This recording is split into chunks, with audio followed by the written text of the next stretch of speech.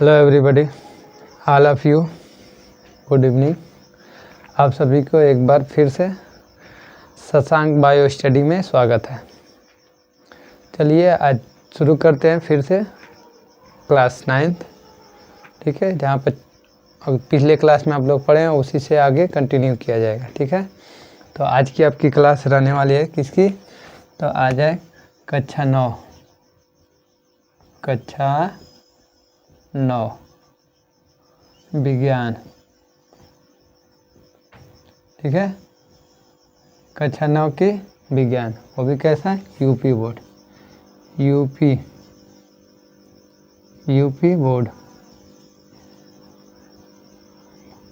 Board, ठीक। UP board की रहने वाली है तो इसको मिटा देते हैं। कक्षा 9 की विज्ञान यूपी बोर्ड को पढ़ाएंगे, ठीक है।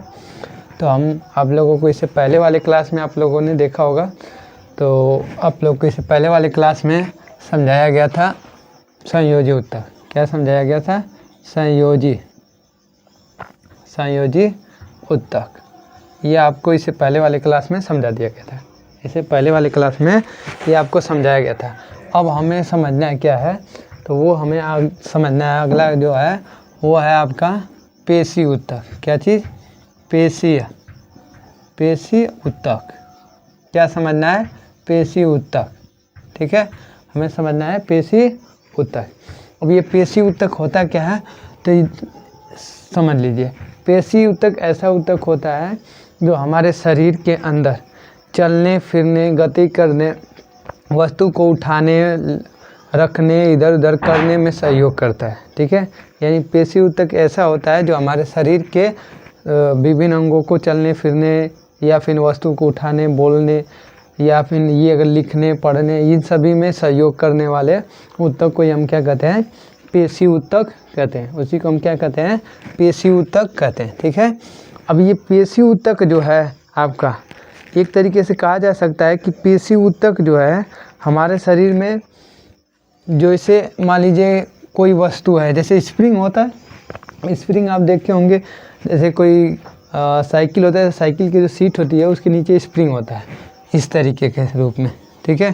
तो इस तरीके के रूप में होती है। तो ये कैसा होता है? स्प्रिंग फैलने और सिकुड़ने वाला होता है। यानी कैसा होता है? फैलने और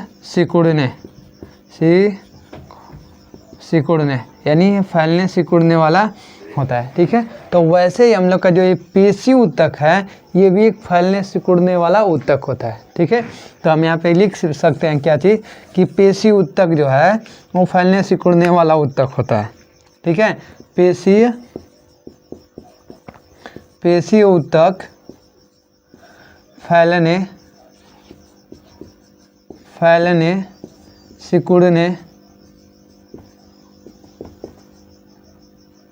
सिकुड़ने वाला उत्तक होता है। कैसा होता है? फैलने सिकुड़ने वाला उत्तक होता है, ठीक है। यानी हमारा जो पेशी उत्तक होता है वो फैलने सिकुड़ने वाला उत्तक होता है, जिसके कारण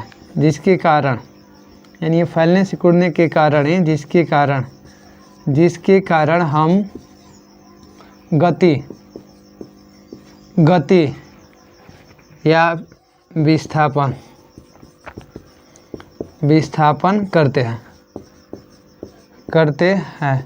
वह चलने फिरने, एक तरीके से वही गति का मतलब वही होता है, चलना फिरना, ठीक है।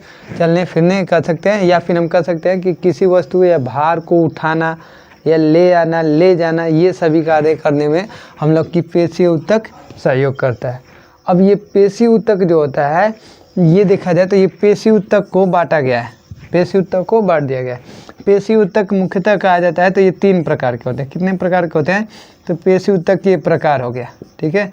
पेशी उत्तक के प्रकार, आपसे पूछेगा क्या पेशी उत्तक के प्रकार बताइए, तो पेशी उत्तक 3 प्रकार के होंगे। एक होगा ऐच्छिक पेशियाँ। एक होगा अनैच्छिक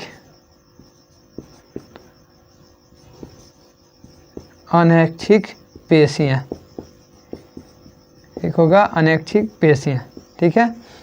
और एक होगा कार्डियल, तीसरा हो जाएगा आपका कार्डियल, कार्डियल पेशियाँ।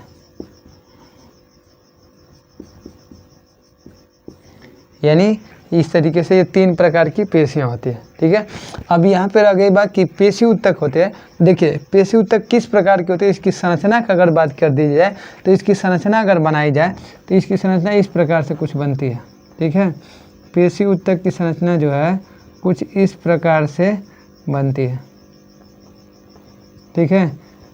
किस प्रकार से, कुछ इस प्रकार से संरचना पेशी ऊतक की पाई जाती है, ठीक है। ये बीच में ऐसे आपका केंद्रक हो जाएगा, ये क्या हो जाएगा, बीच में केंद्रक हो जाएगा, और ये इस तरीके की होती है।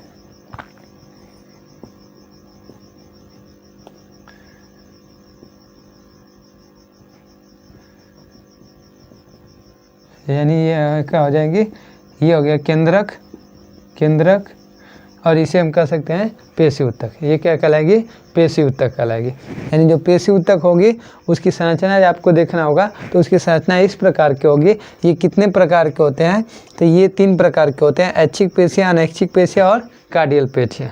यानी ऐच्छिक, अनैच्छिक और कार्डियल पेशियाँ, ये 3 प्रकार की होती हैं, ठीक है। अब इसमें कहा गया है कि पेशी ऊतक किसे कहा गया, तो आपको पहले ही बताया कि पेशी ऊतक ऐसे ऊतक होते हैं जो फैलने सिकुड़ने वाले ऊतक कहलाते हैं। कैसे, फैलने सिकुड़ने वाले ऊतक कहलाते हैं पेशी ऊतक को। इसका कार्य जो होता है हमें गति करने में या वस्तु को ले जाने में सहयोग करने का कार्य करता है, जिसके आधार पे इसे 3 भागों में बांट दिया गया। अब ये क्या है, तो ऐच्छिक पेशियाँ, अनैच्छिक पेशियाँ और कार्डियल पेशियाँ। अब हम एक एक करके देखेंगे ऐच्छिक पेशियाँ। ऐच्छिक पेशियाँ होती क्या है, तो उसको समझते हैं, ठीक है। क्या चीज़, ऐच्छिक पेशियाँ।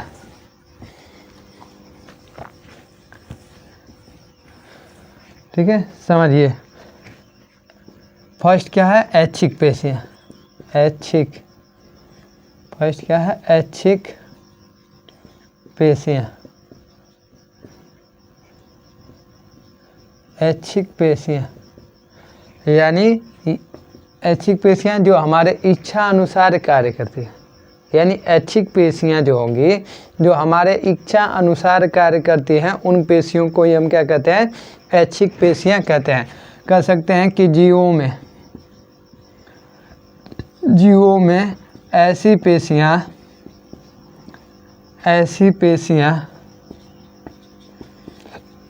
ऐसी पेशियाँ जो उनके इच्छा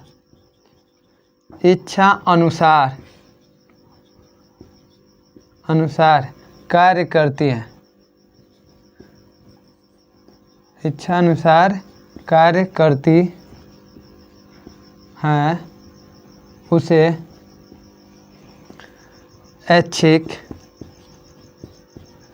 ऐच्छिक पेशियाँ कहते हैं। क्या कहते हैं, ऐच्छिक पेशियाँ कहते हैं। यानी ऐच्छिक पेशियाँ का मतलब ऐसी पेशियाँ जो हमारे इच्छा अनुसार कार्य करती है, उसे ऐच्छिक पेशियाँ कहते हैं। जैसे अगर जैसे कह लें, जैसे लिखना, पढ़ना, बोलना, ये सभी। जैसे हम क्या बोले हैं, जैसे हम बोल रहे हैं, कब तक बोलेंगे, वो हमारी इच्छा है। मन किया तो बोलेंगे, मन करे रोक दिए। लिख रहे हैं, अभी लिख रहे हैं, जैसे ये लिख रहे हैं, मन किया तो यहीं पे रोक दिया, इतना ही पे। मन किया तो इसको पूरा कर दिए, मन किया तो ये नहीं किए। तो ये हमारी इच्छा है, हमारी इच्छाएं हो रही है, तो हम इच्छा अनुसार कार्य कर रहे हैं। इच्छा कर रहा है तो पढ़ रहे हैं, इच्छा कर रहा है तो नहीं पढ़ रहे। आपको अभी हम जैसे मान लीजिए पढ़ा रहे हैं, इच्छा कर रहा है तो पढ़ा रहे हैं, अभी इच्छा खत्म हो जाएगा तो आपको पढ़ाना बंद कर दे, ठीक है। तो ये हमारे किस में आ जाएगा, ऐच्छिक पेशियाँ में। ऐच्छिक पेशियाँ जो हमारी इच्छा अनुसार कार्य करती हैं, उन्हें हम क्या बोलते हैं, ऐच्छिक पेशियाँ कहते हैं। उसे हम क्या कहते हैं, ऐच्छिक पेशियाँ कहते हैं। अब दूसरा आ जाता है, इसमें दूसरा हम कर लेंगे, वो क्या होगा आपका सेकेंड जो है, इसे कहते हैं अनैच्छिक पेशियाँ। अनैच्छिक पेशियाँ, अनैच्छिक पेशियाँ है, अनैच्छिक पेशियाँ, ठीक है। ये सेकेंड है अनैच्छिक पेशियाँ। अब ये अनैच्छिक पेशियाँ भी क्या है, जो हमारे इच्छा अनुसार कार्य नहीं करती हैं, यानी ऐसी पेशियाँ, यानी यहाँ पे हम क्या कहेंगे, जीवों में, सेम वही रहेगा, क्या रहेगा, जीवों में ऐसी पेशियाँ, ऐसी पेशियाँ जो उनके इच्छा अनुसार कार्य नहीं करती है, उसे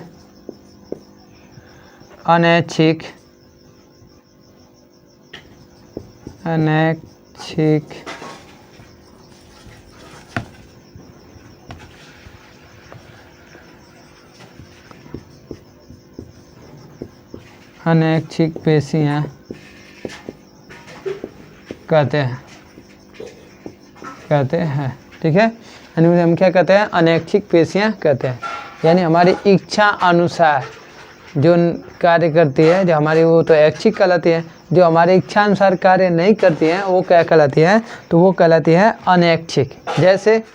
जैसे हम सांस ले रहे हैं, श्वसन, जैसे में हम यहाँ क्या कर सकते हैं, जैसे अगर लिखते हैं, जैसे श्वसन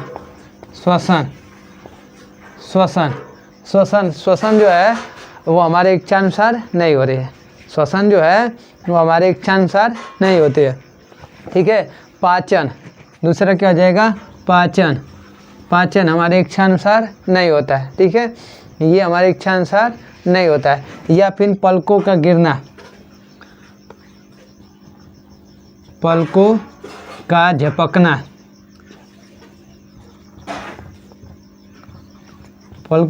झपकना, जैसे में क्या है, पलकों का झपकना, ये सभी जो है हमारे इच्छा अनुसार नहीं है। जैसे आप कहेंगे कि सर ये कहाँ से आप कह रहे हैं कि पलकों का झपकना, हमारी आंखें तो देखिए रुकी हुई है, तो जैसे हमारी आंखें यहाँ पे रुकी हुई है, जैसे मान लीजिए रोके हैं, अचानक से कुछ आएगा तो हम बिना कहे हमारी पलकें गिर जाएंगी, हम उसको कितना भी रोकेंगे रुक नहीं सकती हो। तो हमारी इच्छा अनुसार कहाँ हो रही है, हमारी इच्छा अनुसार हो रही तो वो रुकी रहेगी, लेकिन इच्छा अनुसार नहीं होती है। ठीक है, तो वो क्या कहलाती है, अनैच्छिक हो जाएंगी। कैसे हो जाएंगी, अनैच्छिक, जो हमारी इच्छा यानी खुद के इच्छा अनुसार कार्य नहीं करती है, यानी अपनी इच्छा अनुसार वो कार्य नहीं करती है, वो क्या कहलाती है, अनैच्छिक। अब एक आता है थर्ड जो है आपका, वो है कार्डियल। क्या है, कार्डियल पेशियाँ। तीसरा क्या है, कार्डियल पेशियाँ। ठीक है, अब ये कार्डियल पेशियाँ क्या होती है, ये भी कार्डियल पेशियाँ भी एक प्रकार की अनैच्छिक पेशियाँ ही होती है। यहाँ पे हम क्या लिख सकते हैं कि कार्डियल पेशियाँ भी अनैच्छिक पेशियाँ ही होती है। ठीक है, यानी क्या कर सकते हैं कि जो कार्डियल पेशियाँ भी होती है ये भी अनैच्छिक पेशियाँ होती है। बस ये होती क्या है कि ये जीवन भर क्रमबद्ध तरीक़ा से निरंतर कंटिन्यू चलती रहती है। ठीक है, यानी आजीवन एक तरीके से कह सकते हैं, जैसे कह लेंगे हृदय।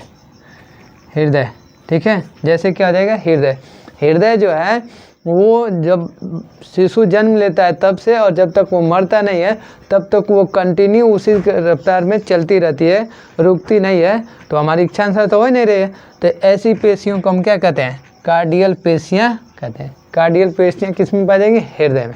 कार्डियल पेशियाँ किस में हो जाएगी, तो हृदय में। ठीक है, तो ये आपका था क्या चीज़, पेशी ऊतक। अब इस पेशी ऊतक के बाद अगला आपका रहने वाला है, वो है आपका तंत्रिका तंत्र। अगला क्या है टॉपिक, तो वो है आपका तंत्रिका तंत्र। ठीक है, अगला आपका क्या है, तंत्रिका तंत्र।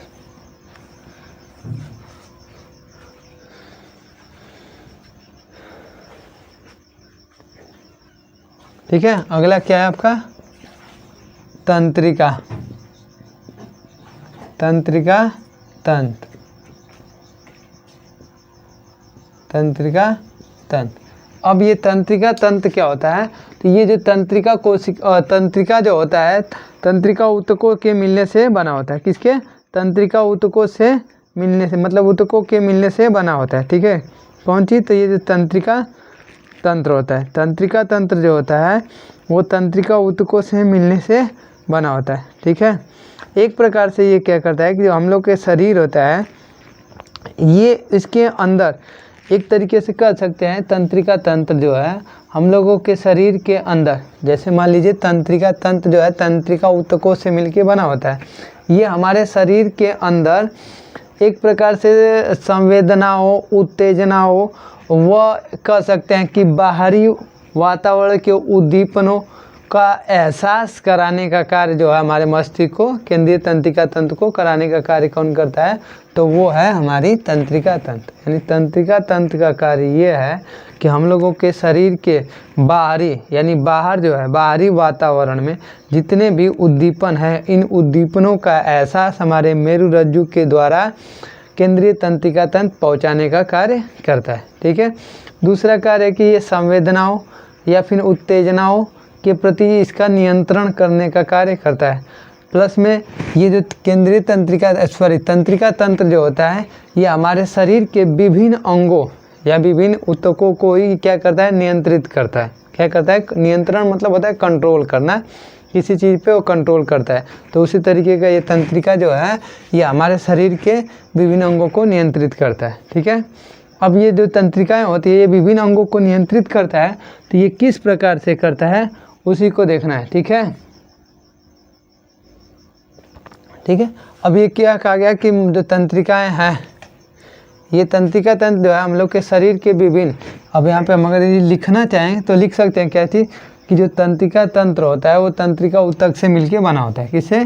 तंत्रिका तंत्रिका तंत्र तंत्रिका तंत्रिका ऊतकों से मिलकर बना होता है। ठीक है, तंत्रिका तंत्र जो है तंत्रिका ऊतकों से मिलके बना होता है। इसका कार्य क्या होता है? ये हमारे शरीर ये हमारे शरीर में उत्तेजनाओं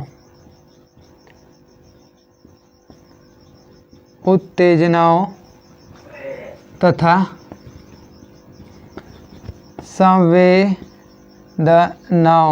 संवेदनाओं व बाह्य वातावरण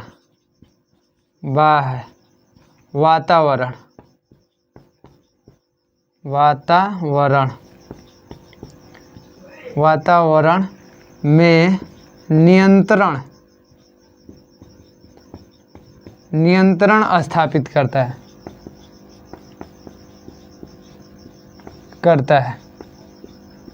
है।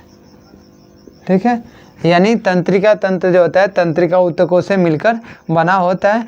ये हमारे शरीर के उत्तेजनाओं तथा संवेदनाओं व वातावरण में नियंत्रण स्थापित करता है। यहाँ पे एक चीज़ छूट गया है, भीतरी यहाँ पे कर लीजिएगा,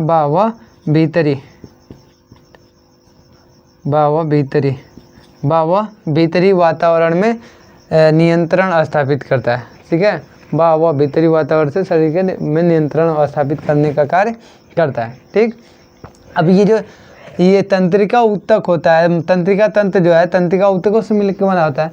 अब ये कहा गया कि तंत्रिका ऊतक जो है ये तंत्रिका ऊतक जो है न्यूरॉन से मिलकर बना होता है। किससे? न्यूरॉन। तंत्रिका ऊतक किससे मिलकर बना होगा?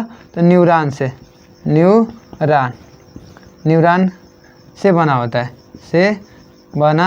होता है। ठीक है, यानी तंत्रिका ऊतक तंत्रिका से मिलकर बना होता है और तंत्रिका ऊतक जो है तंत्रिका तंत्र जो है तंत्रिका ऊतक से मिलकर बना होता है और तंत्रिका ऊतक जो होता है वो न्यूरॉन या न्यूरॉन तंत्रिका कोशिकाओं से मिलकर बना होता है। जैसे यहाँ पे सुन लीजिए क्या होता है, तंत्रिका ऊतक जो है तंत्रिका ऊतक तंत्रिका तंत्रिका तंत्रिका तंत्र तंत्रिका तंत्र तंत्रिका तंत्र तंत्रिका ऊतक ऊतक से बना होता है, से बना होता है। यानी तंत्रिका तंत्र जो है वो तंत्रिका ऊतक से बना होता है। और ये जो तंत्रिका ऊतक होता है ये तंत्रिका कोशिका से, किससे? तंत्रिका कोशिका कोशिका या न्यूरॉन न्यूरॉन से बना होता है। ठीक है, होता है। ठीक, अब स्पष्ट हो गया क्या चीज़ कि तंत्रिका तंत्र जो है तंत्रिका ऊतक से मिलके बना होता है और तंत्रिका ऊतक जो है तंत्रिका कोशिकाओं या न्यूरॉन का बना होता है। ठीक है, इसका बना होता है तंत्रिका कोशिका या न्यूरॉन का बना होता है। अब यहाँ पे तंत्रिका तंत्र का कार्य आपको समझा दिया कि तंत्रिका तंत्र जो है तंत्रिका ऊतकों से मिलके बना होता है। ये हमारे शरीर के उत्तेजनाओं व उत्तेजनाओं तथा संवेदनाओं को व भीतरी वातावरण में समन्वय स्थापित करने का कार्य करता है या नियंत्रण स्थापित करने का कार्य करता है। ठीक है, अब हम आते हैं क्या चीज़? न्यूरॉन की संरचना। ठीक है, या फिर तंत्रिका कोशिका की संरचना, यानी तंत्रिका कोशिका की संरचना को हम देखने वाले हैं। क्या चीज़? तंत्रिका संरचना की को हम देखने वाले हैं, या फिर हम कह सकते हैं उसी को क्या चीज़? न्यूरॉन की संरचना।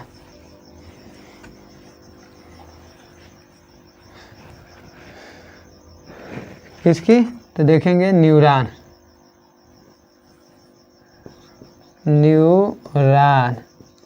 की संरचना। न्यूरॉन की संरचना। न्यूरॉन की संरचना बताने से पहले आपको कुछ न्यूरॉन के बारे में समझाते हैं।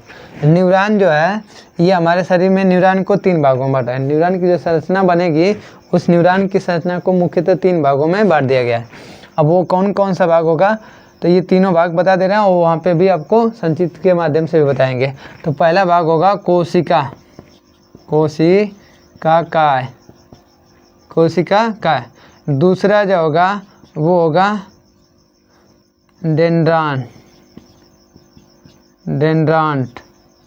ठीक, और तीसरा जो होगा एक्सान। ठीक, ये 3 भागों में होगा, यानी कोशिका काय, डेंड्रांट और एक्सान, ये 3 होता है। कोशिका काय, डेंड्रांट और एक्सान, इसे 3 भागों में बांटा गया। किसको? न्यूरॉन की संरचना को। अब ये रहा आपका न्यूरॉन की संरचना। ये क्या हो गई? ये आपकी न्यूरॉन की संरचना बन रही है। ठीक है, देखिए और समझिए। ये आप लोगों ने पढ़ा होगा किताब में, देखा भी होगा। कुछ इस तरीके की संरचना होती है। ठीक है, थोड़ा जल्दी जल्दी बना दे रहा है।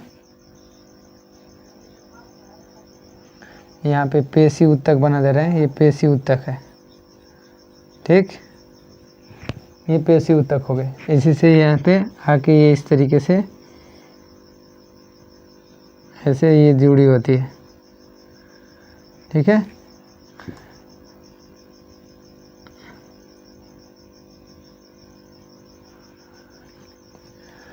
अब ये देखिए ये बन रहा है आपका न्यूरॉन की संरचना। लगभग तैयार हो चुकी है।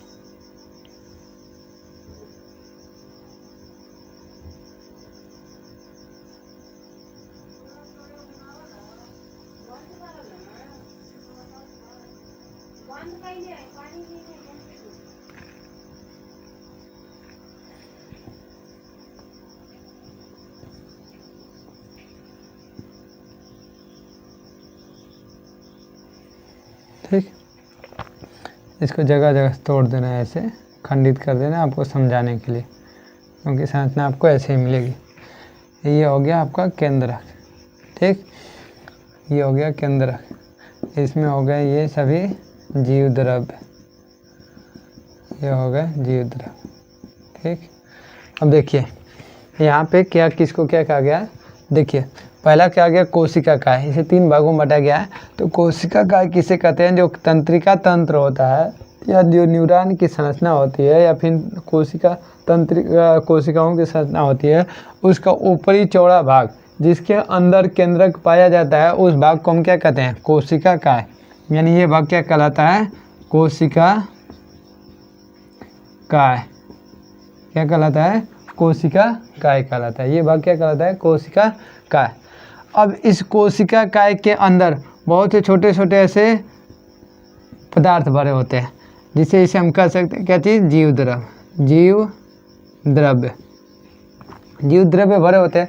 अब इस जीव द्रव्य में प्रोटीन के कण होते हैं, उस प्रोटीन के कणों को, इस जीव द्रव्य को मिटा देते हैं, उस प्रोटीन के, यानी जो जीव द्रव्य भरा है इस जीव द्रव्य के अंदर जो प्रोटीन के कण होते हैं, उस प्रोटीन के कण को कहते हैं निस्ल, निस्ल कण। यानी ये जो कण होते हैं इन्हें कहा गया है निस्ल कण। ठीक है, तो ये हो गया। अब आते हैं क्या चीज़, डेंड्राइट।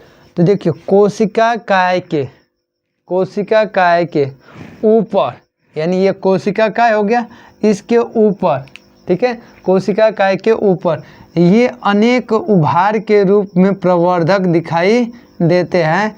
इन प्रवर्धक को हम बोलते हैं डेंड्रान। क्या बोलते हैं, डेंड्रान, डेंड्रांट, इसको क्या बोलते हैं, डेंड्रान। ठीक, अब ये हो गया डेंड्रान। अब इस प्रवर्धकों के ऊपर भी ऐसे पतले पतले प्रवर्धक निकले होते हैं। ठीक है, यानी डेंड्रान्स के ऊपरी सतह पे अनेक पतले पतले प्रवर्धक निकले होते हैं। उन प्रवर्धक को हम क्या कहते हैं, यानी जो कोशिका काय के ऊपर अनेक प्रवर्धक निकले होते हैं जिसे डेंड्रान्स कहते हैं, उसके ऊपर ये पतले पतले प्रवर्धक जो निकले होते हैं, इन प्रवर्धकों को डेंड्राइट्स कहते हैं। डेंड्राइट्स, डेंड्राइट, इसे क्या कहते हैं, डेंड्राइट्स। ठीक है, यानी डेंड्रान्स के ऊपर अनेक पतले पतले प्रवर्धक निकले हुए होते हैं, उन्हें हम क्या कहते हैं, डेंड्राइट्स कहते हैं। और ये जो प्रवर्धक निकले होते हैं ये ऊपर क्या होते हैं, ऐसे मुड़े होते हैं। इस तरीके से एक प्रकार से इस पर घुंडी के आकार के रूप में संरचना होती है। ठीक है, इस प्रकार के इस पे, इसके शीर्ष पे संरचना होती है, यानी अनेक पतला। तो इन जो घुंडी के आकार के रूप में संरचना होती है, इस घुंडी के आकार के रूप में संरचना को कहा जाता है सिनेप्सिस घुंडिया।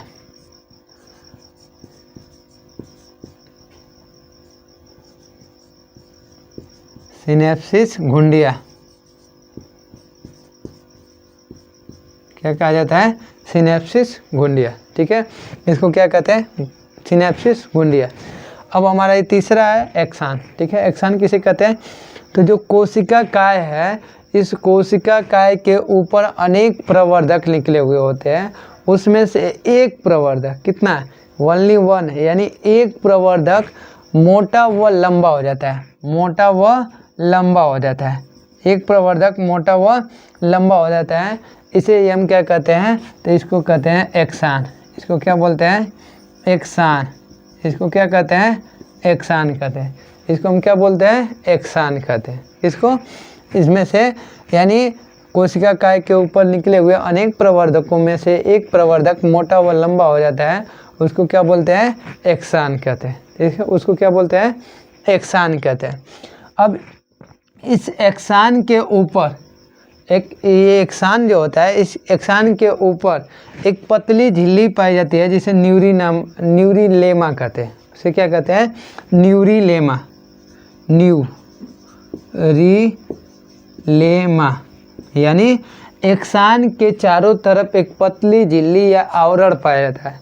ठीक है, एक पतली झिल्ली या आवरण पाया जाता है, उसे कहा जाता है न्यूरीलेमा। उसे क्या कहा जाता है, न्यूरीलेमा। उसे क्या कहेंगे, न्यूरीलेमा। अब रह गई एक्सान और न्यूरीलेमा के अंदर। ठीक है, अब इसके किसके, एक्सान और न्यूरीलेमा के अंदर एक पतला सा भाग होगा। अब किसे, न्यूरीलेमा और एक्सान के मध्य में भरे हुए जो तरल पदार्थ जिसे हम रंग रहे हैं, ये जो भरा हुआ तरल पदार्थ होता है, इसे कहा जाता है क्या चीज़, यानी ये तो हो गया न्यूरीलेमा। अब यहाँ पे कहा गया एक्सान और एक्सान और न्यूरिलेमा के बीच भरे हुए तरल पदार्थ को क्या कहते हैं? तो ये आपसे क्वेश्चन है कि एक्सान और न्यूरिलेमा के बीच में भरे हुए तरल पदार्थ को क्या कहा जाता है? तो उसे कहा जाता है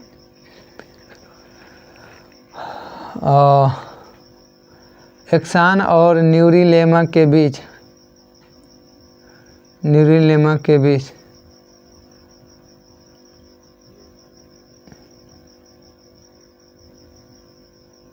एक्सान और न्यूरिलेमा के बीच भरा हुआ तरल पदार्थ क्या कहलाता है?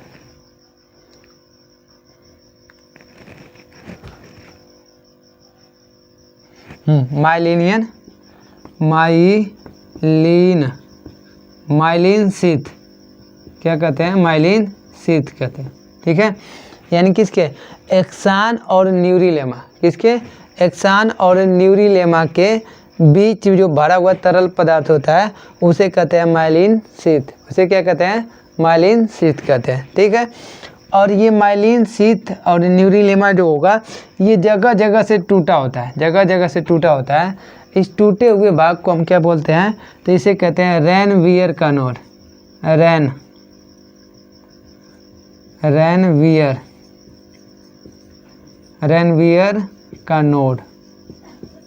रेनवियर का नोड। ठीक है, यानी न्यूरिलेमा जगह जगह पे टूटी हुई पाई जाती है, उस टूटी हुई स्थान को हम क्या कहते हैं? रेनवियर का नोड कहते हैं।